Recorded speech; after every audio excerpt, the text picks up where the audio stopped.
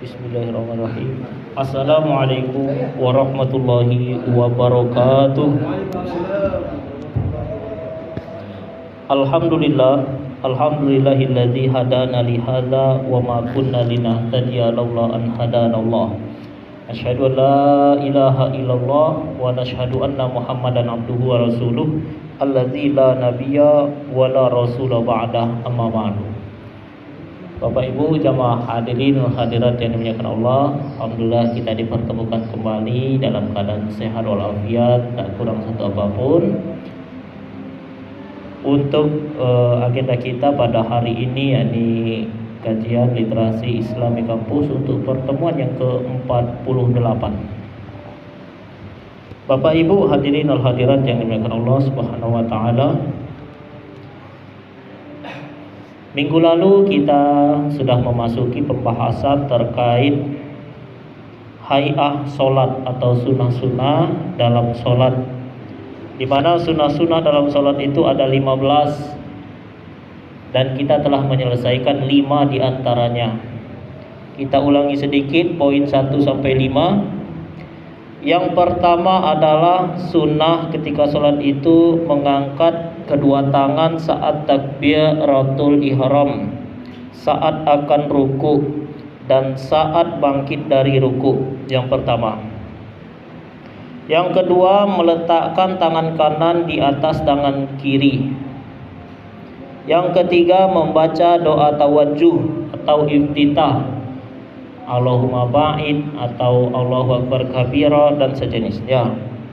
Yang keempat, membaca isti'azah atau ta'awuz atau a'udzubillahi minasyaitonirrajim atau a'udzubillahi minasyaitonirrajim a'udzubillahis samiil alim minasyaitonirrajim, ta'awuz.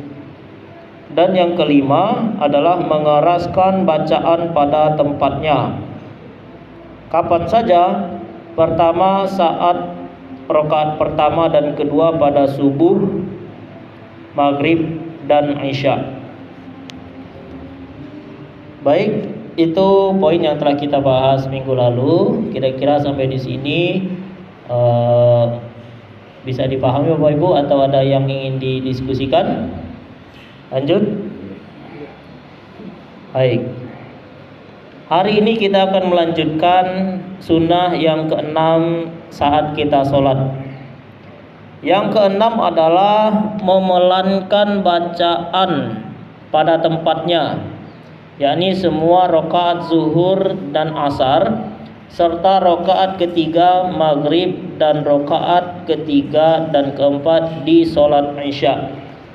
Jadi Bapak Ibu, walaupun kita suaranya bagus, hafal sekian juz, kalau sudah sampai di rakaat ketiga sholat maghrib, suara harus dipelankan. Itu sunnahnya. Cukup di rakaat pertama dan kedua saja.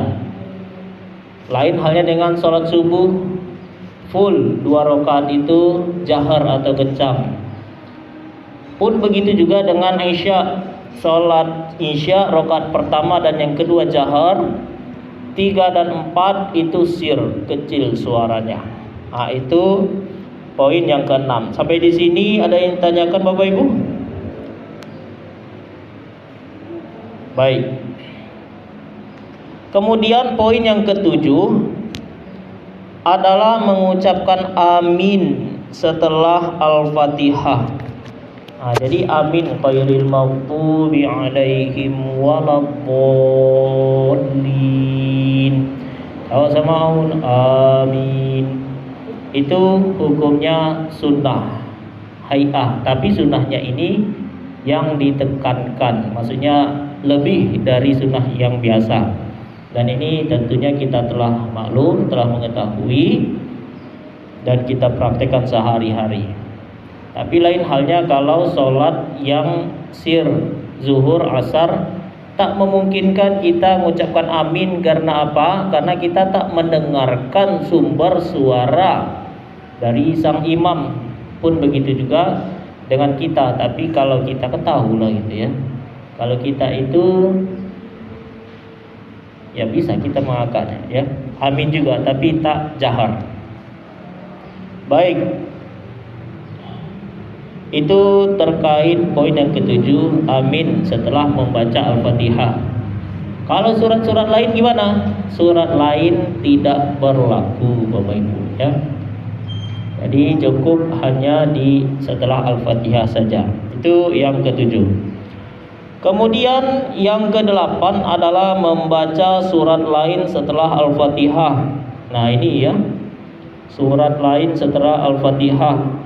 Selagi dia dalam Quran, maka dia bisa dibaca saat kita sholat setelah membaca surah Al-Fatihah. Kalau seandainya dia berulang-ulang bagaimana? Rakaat pertama Qul huwallahu ahad, rakaat kedua surat Al-Ikhlas, sama aja ya. Rakaat ketiga An-Nas, rakaat keempat Al-Falaq, kul semua. Berulang yang Al-Ikhlas tadi. Bagaimana? Boleh. Mau dari rakaat pertama, kedua, ketiga, keempat baca qul huwallahu ahad semua, boleh juga, tidak masalah. Tapi dalam beberapa pendapat dimakruhkan, tidak dianjurkan makruh ya. Khusus bagi orang yang punya banyak hafalan. Hafalan 30 juz yang dibaca 3 qul terus, Al-Ikhlas terus. Nah, ini makruh. Makruh. Cuman kalau memang kebetulan hafalannya ya itu aja tak masalah juga ya. Tidak masalah. Baik, sampai di sini ada yang tanyakan Bapak Ibu? Pertanyaan pertama dari sang juara. Sang juara.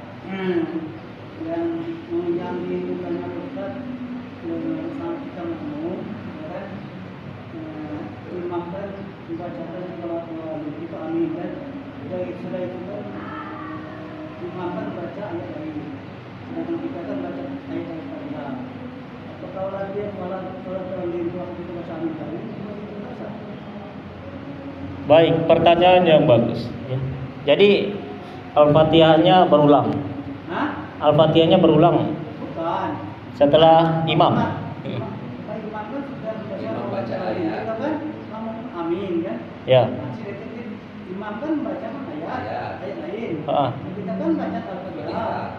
Kan walau terlalu lagi itu. Iya. Kita baca amin lagi. Amin kecil. Amin kecil. Boleh. Karena kalau menurut redaksi di sini setelah Al-Fatihah. Jadi ketika kita membaca Al-Fatihah juga boleh juga, cuman jatuhnya ini bukan Al-Fatihah yang wajib dalam tanda kutip. Jadi yang spesifiknya di sini lebih ke arah Al-Fatihah yang wajib dibaca ketika sholat. Ketika dia sifat Al-Fatihahnya ini adalah surat pendek atau ayat pendek setelah Al-Fatihah, nah itu berbeda statusnya dengan yang Al-Fatihah yang pertama tadi. Jadi yang dianjurkan di sini adalah Al-Fatihah yang pertama yang harus dibaca ketika sholat. Imam Al-Fatihah, waladhdallin, amin. Makmum di belakang, memang ada pendapat yang membolehkan ketika kita ingin ketika kita selesai mendengar imam baca Al-Fatihah, kita baca Al-Fatihah. Itu ada juga pendapat di sana yang membolehkan khusus makmum. Lalu setelah waladhdallin yang kita baca, apakah amin juga? Maka yang diprioritaskan di sini adalah khusus yang Al-Fatihah pertama, imam tadi. Karena yang status yang kedua ini adalah lebih ke sunnah, lebih ke ayat pendek atau surat pendek tadi. Kebetulan aja kita bacanya yang Al-Fatihah. Wallahu a'lam. Insyaallah. Tapi lebih ke yang pertama. Jadi diabaikan saja, tidak masalah ya. Atau kita diam saja, tidak masalah juga. Karena pendapat yang lain juga membolehkan kalau seandainya bacaannya jahar, kita mendengar bacaan si imam. Makmum gimana? Diam saja pun tidak masalah, asal ngikut. Nah, jangan pula si makmum ini lebih dulu gerakannya dari imam. Nah, itu ya. Makanya si imam ini biasanya termasuk kami ya, sujud dulu baru Allahu Akbar gitu ya. Jadi jangan Allahu Akbar takutnya ada imam yang fast respon. Ada imam yang slow respon. Ketika Allah Akbar langsung dia sujud. Akhirnya berbarengan atau bahkan lebih dulu gerakannya, keningnya nyentuh sujud, tempat sujud sejadah daripada si imam tadi. Makanya agak delay sedikit. Bahkan dalam salah satu riwayat dikatakan saking tidak diperbolehkannya kita mendahulukan gerakan si imam, nanti di yaumil akhir kepala kita akan berubah menjadi kepala hewan kedelai. Kalau keledai. Nah, kedelai kacang ini siang nih ya. Jadi seperti itu gambarannya.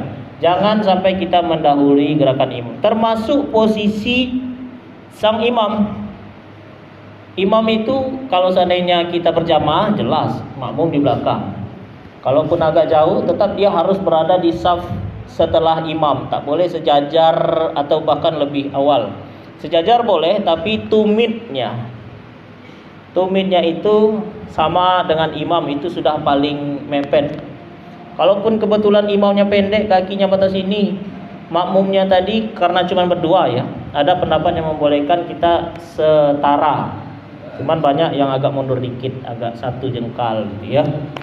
Kalaupun si makmumnya tadi tinggi, kakinya lebih panjang kayak gini, lebih ujung kakinya lebih maju dari si imam, bagaimana? Pak Albi panjang.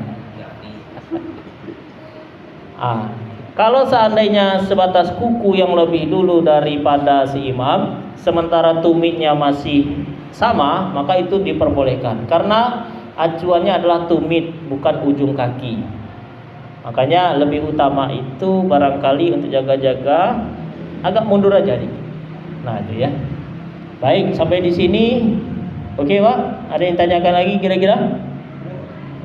Ya.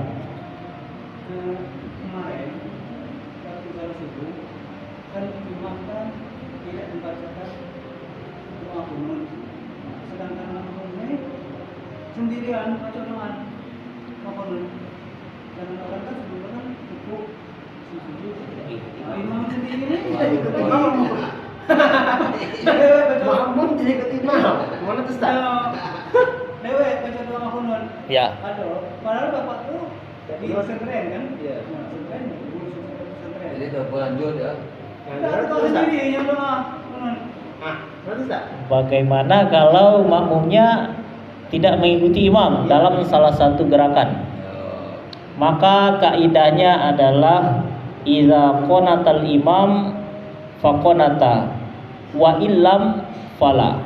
Kalau si imam itu berkunut, maka makmum ikut kunut walaupun kebiasaannya tidak kunut. Tetapi kalau seandainya si imam tidak kunut, maka si makmum tak boleh kunut walaupun dia kebiasaannya berkunut. Berarti dia tak sesuai dengan kaidah tersebut. Salatnya ini Sendirian atau aku masuk nilai makmum? Nilai makmum bisa jadi nilai makmum. Nilai Baik. gitu. Yang ikut imam. Harus ikut imam Pak. Niatnya ikut imam. Iya. Kalau kita pahami dari kaidah ini barangkali lebih ke arah lanahiyah. Lanahiyah ini tidak boleh untuk dilaksanakan belum sampai ke haram atau sampai membatalkan. Jadi seperti itu. Kalaupun dia tetap melaksanakan, tentu makruh. Makruh ini tak sampai haram. Kalau sependek pengetahuan kami terkait redaksinya. Kenapa? Karena dalam beberapa pendapat juga, bahkan yang sangat fanatik terhadap kunut, tak kunut itu sampai harus ditambah dengan sujud sahwi. Kalau dia tak kunut, mungkin dia penganut yang agak fanatik. Jadi seperti itu. Tapi kalau secara kaidah dia tak boleh. Jadi salatnya sah tidak? Sholatnya kalau ini ya, kalau secara kaidah insya Allah tetap sah. Tapi menyalahi aturan. Berdiri sendiri. Ya. Tidak ikut imam lagi kan? Keutamaan untuk jamaahnya berkurang atau bahkan hilang. Serat sendiri Ya. berarti. Yang dia sholat sendiri nilainya lagi. Jadi dari barang kapal kuda lah, ada kapal kuda, Muhammadiyah, itu apa? Madura. Ya. Kalau misalnya ke anak perempuan, dari suami itu harus Islam, minimal Muhammadiyah. Jadi Muhammadiyah. Salah kita. Nah, ya. Selalu Muhammadiyah bukan Islam. Iya, kapal kuda, Madura. Ya, memang ada beberapa yang fanatik ya. Jadi secara kaidah itu tak dibenarkan. Masalah sah atau tidak, insya Allah tetap sah. Cuman kehilangan keutamaan jamaahnya. Jadi Bapak Ibu, kita diperbolehkan ya melepaskan diri dalam tanda kutip dari jamaah itu. Ada yang memang diperbolehkan ya. Seperti sholat subuh 2 rakaat, di rakaat pertama tiba-tiba ada panggilan alam, sakit perut. Kalau dilanjutkan bersama imam dengan bacaan yang panjang, selesailah hari itu juga. Nah, ya. Maka Ikut pengalaman pribadi saya. wes curhat. Waktu SMA, masalah yang sakit perut tadi ya. Betul. Saya itu kan kalau Jumat itu kan bawa ponaan ke masjid. Jadi dia masih umur 4 tahun Pak, aktif kan, lari macam-macam apa? Yang Awalnya nak punya masih sakit perut, pas rakaat kedua,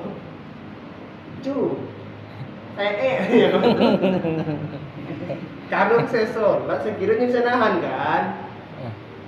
Jadi pas sujud sakit pas assalamualaikum, letakkan gua Pak, nya. Mak Imam kok baca pendek panjang dulu pas rakaat kedua lo. Jadi saya lo satu-satunya jurus Ustaz. Apakah saya harus mendahulukan ponaan lo kan hajat di orang banyak ya. Lah. Yo, apakah saya betul lanjut sholat dulu aja? Karena nyo rengek-rengek kan cu. Letakkan gua cu. tapi keluar juga. Tidak. Nggak. Pas saya angkat, tapi lama bangun, Pak. Aroma sudah keluar. Sudah keluar. Tapi saya angkat kan, tapi Ya. dia nyecer tidak. Ya. Tapi nya iko kan, sengaja iko. Anak tuh nya tahu loh. Menampung. Kan? Ah. Nah, pastinya. Ya, ya, ya. Kali kali iko Pak anak tuh. Tahu loh nyawa 10 tahun kan? Nya sibuk. Lagi pertama itu masih manjat dinding enggak Allah Akbar tuh masih manjat kan. Nah, itu salah saya tidak tuh, Pak. Baik. Karena jatuhnya Bapak sebagai wali dalam tanda kutip Ya. situ, maka diperbolehkan untuk infirad atau berpisah diri dari sang imam. Boleh, Pak. Boleh. Dengan cara apa? Kalau cara yang lebih utama itu adalah Bapak tetap melanjutkan sholatnya di rakaat kedua tadi. Rakaat pertama tadi kan oke. Rakaat kedua lama kali. Maka pisahkan bacaan Bapak dengan si imam tadi. Bapak kan mungkin bisa milih ayat yang lebih pendek, lebih ringkas. Langsung speed, maksudnya bukan perlu speed kencang ya, tapi bacaannya tetap sempurna, cuman tak mengikuti imam yang mungkin agak lama. Dan diselesaikan sampai salam. Jadi setelah salam si jamaah tadi tetap lanjutlah kita menyelesaikan hajat kita. Kalau masih memungkinkan kawan ini menunggu. Nah, cuman kan anak kecil, kadang tak bisa mengontrol. Itu bisa, Pak. Maka kalau memang sifatnya sangat darurat, boleh kita berpisah secara utuh dari sholat berjamaah itu, nanti diulang lagi. Itu kaidah. Berarti Boleh. kalau kemarin itu saya lanjutkan selesai, Pak. Kalau saya tidak tahu. Tersiksa kawan ini ya. Kawan kan tersiksa, kawan banyak keluarga. Dia cikgu. Tapi pas apa ya? Mau salam tuh nya tenang ya, mungkin keluar semua kan. Dia lagi loh, dia ngomong lagi. Yang pastinya khawatir adalah Dikejar kan? najis. Ya. Dan itu akan membahayakan yang lain. Nah, Ya. saya tuh Pak mikir juga, Pak. Nah. Kan saya di tengah-tengah tuh sambutan. Tidak di tepi, tidak. Di belakang tidak loh. Di tengah, Pak. Kalau saya keluar pas sholat tuh, mana saya lewat itu nah. Baik, kalau kondisinya kita di tengah, di belakang ada sab lagi, Ya. ini boleh kita menyela-nyela. Boleh. Atau ketika dia tanggung bisa belok situ, boleh saja kita melewati jamaah ketika sholat itu. Ini berlaku juga di Masjidil Haram kayak gitu. Itu karena ingat tak saya. ada lagi tempat. Masalah ya. sakit mulut itu ingatnya saya. Makanya dalam hal ini kita perlu mengetahui untuk anak-anak yang masih belum lepas, masih PES, pakai PES. Hari itu dia pakai, karena dia ngecek. Tapi biasanya pakai. Bisa pakai. Dalam kondisi tersebut belum bisa kita bawa ke masjid. Kenapa? Karena kita tak tahu dalam PES-nya apakah sudah ada keluar najis dan lain sebagainya, sehingga ini akan merusak saf. Cuma kalau dia sudah terpisah, apalagi sudah khitan, ya, nah itu diperbolehkan. Dia itu Pak, karena saya dia apa pautnya di situ. Oh. Kan langsung Pak, paut kan, langsung Kalian. jemput kan. Sholat Jumat pikir kan. Jumat lama. Pertama-tama pada atau nih manjat jadi di sini. Iya. Ya, kalau seperti itu, darurat seperti itu, maka Boleh, diperbolehkan. Boleh, insya Allah. Baik Bapak Ibu, ada yang tanyakan lagi kira-kira sampai di sini? Baik. Membaca surat lain setelah Al-Fatihah. Nah, itu yang tadi ya. Jadi boleh kita membaca surat apapun itu, tapi makruh berulang kali di surat yang sama, ayat yang sama, kalau kita punya hafalan yang banyak. Baik. Kemudian yang kesembilan adalah mengucapkan takbir Allahu Akbar saat akan turun atau bangkit. Nah, itu juga merupakan sunnah. Yang ke-10 mengucapkan Sami Allahu liman hamidah Rabbana lakal hamd saat bangkit dari ruku, atau istilah kitanya itu i'tidal. Yang ke-11 membaca tasbih saat ruku dan sujud. Tasbih itu seperti yang kita bahas kemarin, Subhana rabbiyal azim wa bihamdi, Subhana rabbiyal azim wa bihamdi, Subhana rabbiyal azim wa bihamdi saat ruku. Atau saat sujud Subhana rabbiyal a'la wa bihamdi, Subhana rabbiyal a'la wa bihamdi, Subhana rabbiyal a'la wa bihamdi. 3 kali kalau kita memakai yang itu. Atau 1 kali bisa khusus yang bacaan berbeda.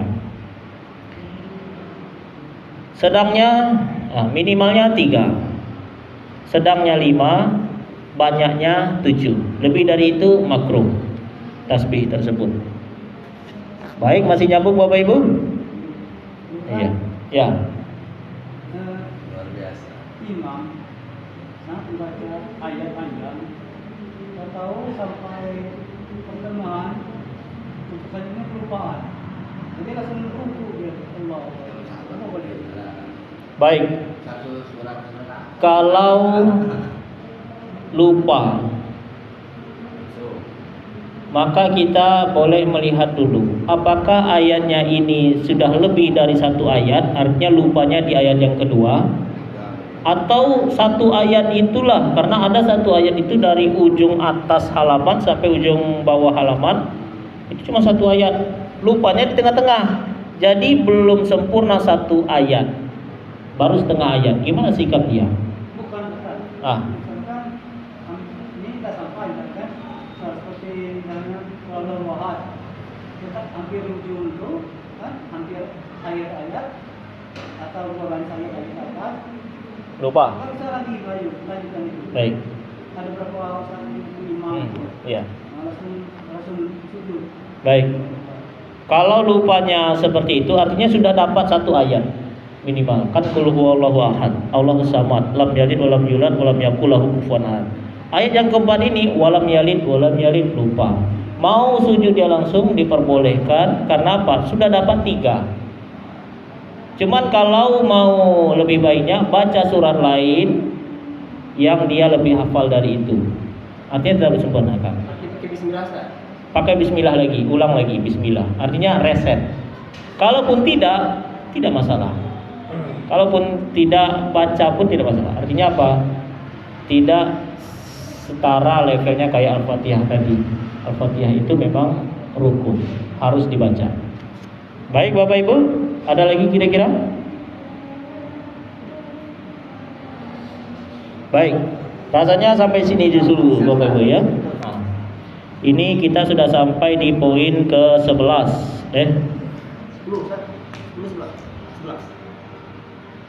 11. membaca tasbih saat ruku dan sujud. Insya Allah pada pertemuan selanjutnya kita akan melanjutkan poin ke-12 terkait meletakkan kedua tangan. Oke. Baik Bapak Ibu, kita sudahi dengan lafaz hamdalah. Lebih dan kurangnya mohon maaf. Akhirul kalam. Wassalamualaikum warahmatullahi wabarakatuh. Siap. Siap. Pak Syariat, ada mikrofon di GSG atau apa? Masjid yang untuk telinga dipakai apa? Macet barang itu habis baterai tuh. Bismillahirrahmanirrahim. Assalamualaikum warahmatullahi wabarakatuh. Alhamdulillah wassalatu wassalamu ala Rasulillah wala haula wala quwata illa billah. Bapak Ibu hadirin hadirat yang dimuliakan Allah, marilah kita mulai kegiatan kita dengan mengucapkan lafaz basmalah. Bapak Ibu yang dimuliakan Allah Subhanahu wa taala, alhamdulillah hari ini kita memasuki materi selanjutnya dari kajian literasi Islami Kampus untuk pertemuan yang ke-49.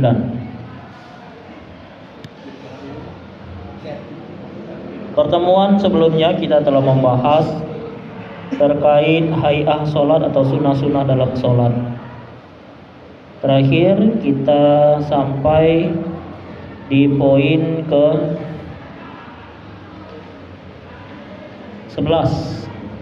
ke-12, di mana ada 4 poin lagi yang membahas tentang hay'ah sholat atau sunnah dalam sholat tersebut. Kita memasuki poin yang ke-12, yakni meletakkan kedua tangan di atas paha saat duduk dengan membentangkan telapak tangan kiri dan menggenggam jari tangan kanan kecuali jari telunjuk yang digunakan untuk berisyarat saat membaca syahadat. Nah, ini poin yang ke-12 ini Bapak Ibu. Kita duduk tasyahud awal maupun tasyahud akhir. Itu gambaran secara umum saja, yakni kita menaruh telapak tangan di atas kaki kiri dan kaki kanan, pengecualian untuk yang kanan di mana kita menggenggam kecuali yang telunjuk. Makanya para ulama, kenapa ada yang berbeda pendapat, ada yang kiri kanan, ada yang naiknya pas saat itu saja, ada yang berulang kali, ya. Karena perbedaan ulama adalah menafsirkan makna hadis. Nah, makanya posisi tersebut terjadi beberapa perbedaan, tapi tujuannya insya Allah tetap sama sesuai dengan instruksi dalam hadis tersebut. Namun teknisnya bisa berbeda-beda. Jadi Bapak Ibu, tangan ditaruh di atas lutut kita, ya. Meletakkan kedua tangan di atas paha saat duduk, diletakkan, ya. Kecuali yang kanan digenggam, dan untuk yang telunjuk dilepaskan atau menunjuk, seperti posisi menunjuk. Sampai di sini ada yang tanyakan Bapak Ibu terkait tangan? Bahas masalah yang mahir bahwa tangan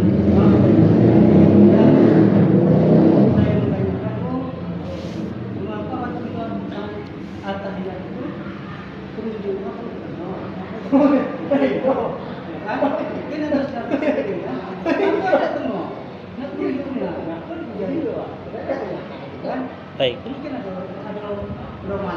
Baik. Kenapa nggak ini, ya? Ya, pertanyaan yang bagus dan unik. Nah, kenapa nggak jari tengah? Nah, atau jari manis, atau jari kelingking menunjuk itu, ya? Karena pertama mungkin sesuai dengan namanya menunjuk. Menunjuk. Ya. Ya. Kenapa telunjuk? Karena Rasulullah SAW ketika berdoa itu, salah satu cara berdoa Rasul adalah dengan menunjuk tangan, khususnya ketika sebagai khotib. Jadi makanya khotib itu ketika berdoa dia bukan macam jamaah makmum biasa, tapi khotib itu menunjuk tangan, itu idealnya. Dan Rasulullah SAW ketika menjadi khotib pun biasa mengangkatkan tangan, mengisyaratkan telunjuk sembari berdoa. Jadi itu memang ada landasannya dengan cara menunjuk tangan. Dan menunjukkan tangan ini juga menjadi representasi atau menggambarkan bahwasanya kesatuan hati kita untuk Sang Pencipta Allah Subhanahu wa taala. Makanya asyhadu alla ilaha illallah, bersaksi syahadat. Ia biasanya dibaca saat syahadat atau ketika ada kalimat-kalimat yang berisikan Allah Subhanahu wa taala. Makanya diangkat yang telunjuk. Adapun yang lain belum tahu dan memang belum selama ini nggak ada landasannya. Nah, itu ya. Yang ada landasannya adalah yang jari telunjuk. Ada hadis ada orang. Nah. Hadis Al-Qur'an ada. Nabi tadi Iya, berdasarkan hadis yang mana Rasulullah SAW ketika berdoa memang lazimnya menggunakan jari telunjuk yang kanan. Nah, itu kurang lebih seperti itu. Hanya kita pun sifatnya itu ta'abbudi. Ta'abbudi itu apa yang disuruh itu yang dikerjakan tanpa ada intervensi. Nah, kira-kira seperti itu. Baik, ada lagi Bapak Ibu? Ya. Ini masalah pakaian Ustaz. Kalau kita kan pakai kain, ada yang di bawah mana? Ada yang di atas.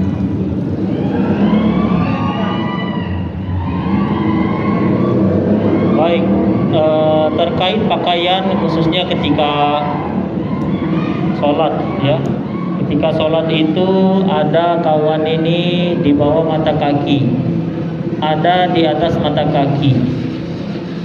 Jadi Bapak Ibu, kita ini namanya isbal ya. Isbal itu tidak memanjangkan pakaian, sirwal, celana, sarung dan sejenisnya, tak melewati mata kaki. Kenapa? Karena orang-orang zaman dulu ya, di kerajaan-kerajaan tersebut, salah satu cara menunjukkan keangkuhan dalam tanda kutip kekuasaan, kemewahan itu dengan memanjangkan pakaian-pakaiannya ya.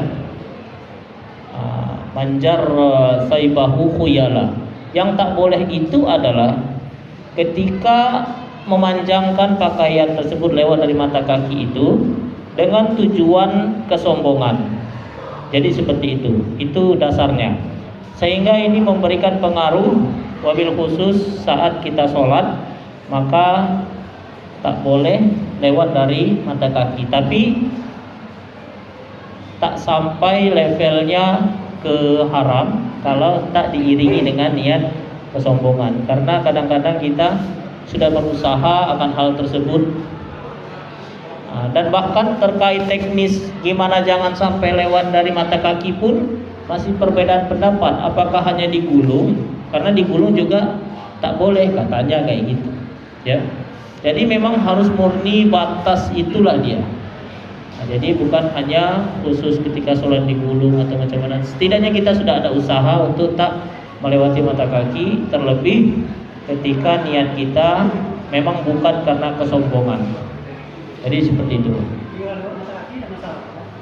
Insya Allah tidak masalah, cuman kehilangan keutamaan. Salah satu sunnahnya itu adalah jangan melewati mata kaki. Baik, wallahu a'lam. Baik, ada lagi Bapak Ibu? Ya. Kemudian poin yang ke-13 adalah duduk iftirashi, menduduki telapak kaki kiri dan menegakkan telapak kaki kanan pada semua posisi duduk. Nah, ya, pada semua posisi duduk. Tetapi pada poin ke-14 ya, adalah duduk tawarruk, mengeluarkan kaki kiri ke arah kanan dan duduk di atas lantai pada duduk terakhir. Jadi dalam mazhab Syafi'i memang mau dia 2 rakaat, mau dia 3 rakaat atau lebih ya, yang mana ada tasyahud awal, semua tasyahud awal itu duduknya iftirashi, duduknya di atas kaki kita. Sedangkan di tiap akhirnya tawarruk, yakni menjatuhkan duduk kita itu ke lantai, duduk tahiyat akhir seperti biasa. Itu sunnahnya. Nah, kalau itu yang ciko, kan? Itu sini ya kan? Ada sini, ada sini, ada yang sini, ada begini. Kalau ada kita kan, itu cek mana boleh tak? Apakah harus ciko atau boleh ciko? Ya, kan makanya 2 salat terima. Ya, bahkan di tempat kami kuliah dulu ya, di Mesir pun erat kajian. Jadi bahkan sampai ada yang kayak gini, ya. Ya.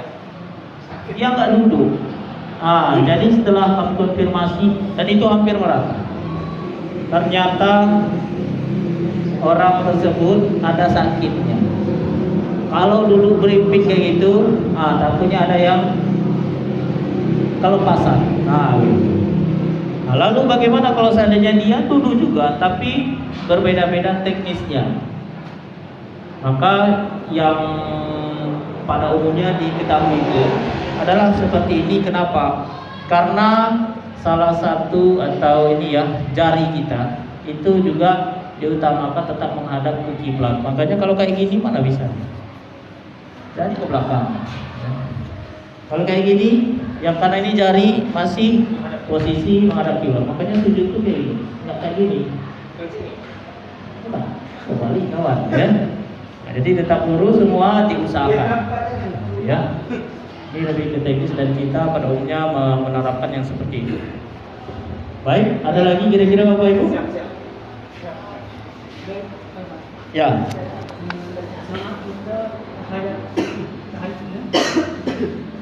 Akhir kan? Ayat akhir. Akhir kan kadang ada kesalahan gitu. Mungkin agak pemikiran itu agak belum stabil gitu kan. Agak pemikiran itu agak kadang duduk itu padahal harusnya seperti ini terakhir kan. Kadang kita seperti ini. Iya. Kesalahan. Memang gitu. Jadi tidak konsisten. Tidak konsisten. Mungkin kan kita Zuhurnya duduk tahiyat akhir, pas di tahiyat akhir, pas asarnya ternyata tahiyat akhirnya kayak tahiyat awal. awal. Ya. Usahakan konsisten. Konsisten artinya seragam. Cuman kalaupun tidak seragam, kita sebenarnya masih ada pilihan di sana. Karena ada juga pendapat ulama yang lain tak pakai tawarruk. Artinya duduk tahiyat awal, tahiyat akhir, tahiyat awal semuanya.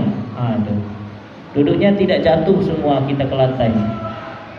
Jadi bisa juga kita pakai. Cuman kalau kita memang menggunakan mazhab Syafi'i yang memang lazimnya seperti itu, maka usahakan tetap seperti itu.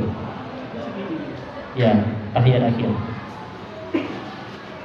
Jatuh ke lantai. Kayak gitu. Baik, ada lagi kira-kira Bapak Ibu? Ya, poin yang ke-15, poin yang terakhir dari sunnah-sunnah sholat adalah mengucapkan salam yang kedua.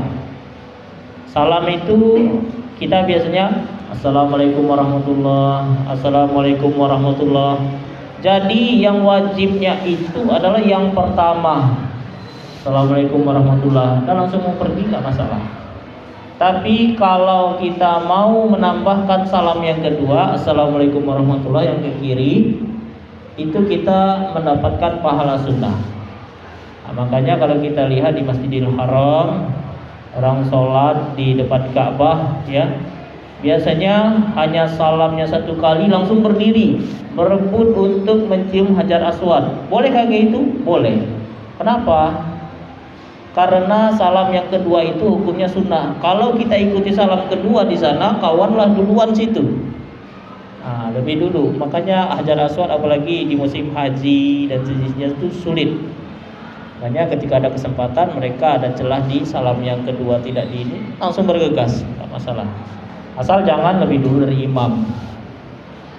Nah, jadi seperti itu kurang lebihnya Bapak Ibu. Baik, sampai di sini ada yang tanyakan Bapak Ibu terkait sunnah-sunnah dalam sholat. Makin lama makin berat. Baik, alhamdulillah kita telah menyelesaikan sunnah dalam sholat. Insya Allah pertemuan selanjutnya kita akan membahas materi tentang perbedaan sholat lelaki dengan wanita. Baik. Harus ada contoh kata beliau. Pastinya pakaian berbeda.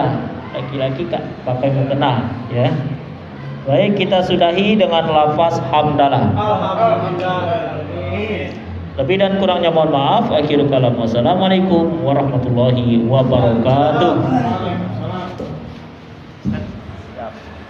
Boleh minggu. Hah? Minggu. Minggu. Jadi kau panjang.